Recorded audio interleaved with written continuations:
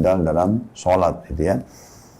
Kita ambil faedahnya yang pertama, kedudukan Abu Sa'id Al-Khudri radhiyallahu anhu, di mana beliau yang menyampaikan kepada kita kronologis hadis ini. Pelajaran yang kedua, bahwasanya tidak bolehnya orang sholat dalam kondisi ya, seseorang itu menggunakan sandal atau sepatu dan ada najisnya.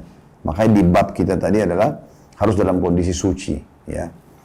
Kemudian pelajaran yang ketiga, bagaimana Jibril alaihissalam memberitahukan kepada Nabi SAW bahwasanya sandal itu ada najisnya, maka beliau pun membukanya. Kemudian beliau sholat. Pelajaran yang keempat, bagaimana taatnya para sahabat ridwanullahi alaihim kepada apa yang Nabi SAW contohkan. Pada saat mereka melihat Nabi SAW melepaskan sandal sebelum sholat, maka mereka pun melepaskan sandal mereka. Lalu Nabi sholat. Dan di saat sementara sholat, ya, atau selepas sholat, Nabi SAW tanya, kenapa kalian lepas sandal kalian?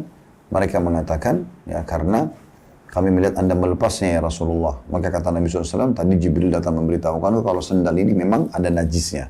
Maka aku melepasnya. Pelajaran yang kelima yang bisa diambil adalah adanya ajaran dari Nabi SAW bagaimana kalau sandal dan sepatu kita terkena najis. Ya. Jadi tidak perlu kita cuci dengan air, tapi di sini disunnahkan oleh Nabi SAW adalah menggosok-gosokkan ke tanah. Ya, sampai terasa sudah bersih, karena tanah sendiri adalah bagian daripada alat untuk mensucikan sesuatu, ya. Dan kemudian kata Nabi SAW, dia menggosok-gosokkan ke tanah, lalu kemudian dia menggunakannya dalam sholat. Nah ini semua bagian daripada faedah-faedah yang bisa diambil dari hadis ini. Lalu penulis setelah menyebutkan 5 buah riwayat tentang bolehnya sholat menggunakan sandal ataupun sepatu, beliau mengatakan intinya hadis-hadis yang menerangkan hal tersebut banyak dan mutawatir. Nah bagi Bapak Ibu yang pegang bukunya di rumah atau di tempat Anda masing-masing, maka mutawatir ini adalah hadis yang banyak jalurnya. Ya.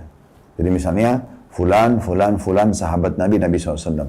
Lalu ada jalur yang lain lagi, misalnya contoh jalur pertama itu Ahmad meriwayatkan dari Yusuf dari Abdullah bin Umar, dari Nabi SAW.